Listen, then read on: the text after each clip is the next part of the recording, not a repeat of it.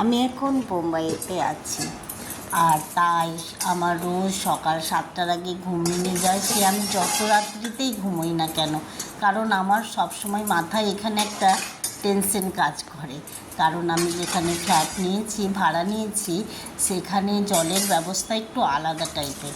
মানে ফ্ল্যাটের মধ্যেই দুটো টাকি আছে, একটা হচ্ছে রান্নাঘরের সাইডে আর একটা হচ্ছে বাথরুমের সাইডে। তো আমাকে ওই 7টার সময় যখন জল আসে, ওই ভালভ খুলে দুটো ট্যাঙ্কিতে জল ভরতে হয় এবং বাসন মেজে নিতে হয়। আধা ঘন্টা জল থাকে, বাসন মেজে এবং যা যা কাজগুলো করে নিই। তারপর এই বাসন মেজে আমি গ্যাস মুছে চা বানালাম, চা খেলাম। এবার চা খেয়ে ভাবছি এখানে 1 মাসের বেশি আসা হয়ে গেল, মাছ কেনা হয়নি, তাই ভাবছি আজকে মাছ কিনতে যাব। তাই জন্য চা খেয়ে রেডি হয়ে বাজারে মাছ কিনতে যাব।